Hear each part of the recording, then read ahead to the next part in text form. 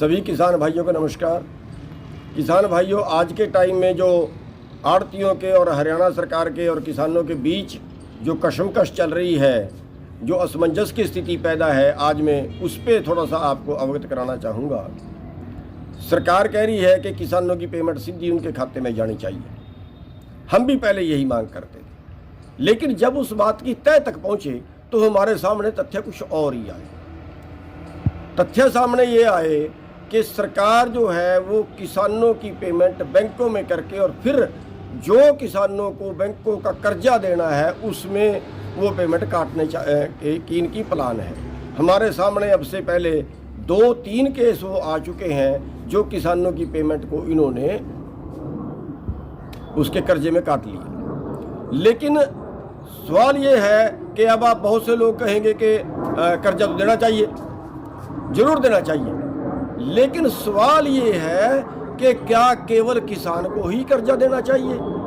आज देश में 17 लाख करोड़ का एनपीए हो चुका है, जिसमें केवल 1% पैसा किसानों का है, 99% पैसा पूंजीपतियों का है। 17 लाख करोड़ और किसानों पे जो कुल कर्जा, अगर एग्रो इंडस्ट्री का कर्जा अलग कर दे, करीब 6.5 लाख करोड़ के करीब है।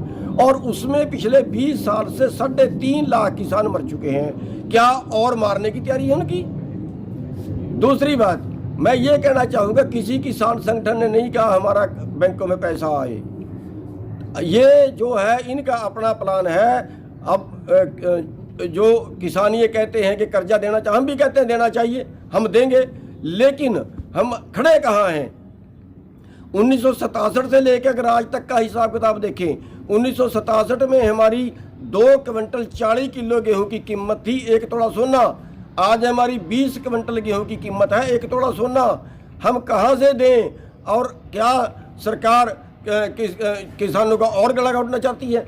तो मेरा कहने का मतलब है ये है कि ये सरकार की प्लानिंग आपका कर्जा वसूल करने की है और किसानों को मारने की है। जो किसान 6 महीने से इंतजार पे है कि मेरी फसल आएगी, मैं बचूंगा, और उसके बाद किसान की जो है वो प्राइवेट खरीद करने की प्लान है। ये रिश्ता आड़तियों का और किसानों का रिश्ता तोड़ के प्राइवेट मंडियां हरियाणा सरकार ने इसी सत्र में पास कर दी हैं, और प्राइवेट मंडियों में प्राइवेट व्यापारी खरीद करेंगे, और जो प्राइवेट व्यापारी खरीद करेंगे वो एक तरह से किसानों का गला काटेंगे।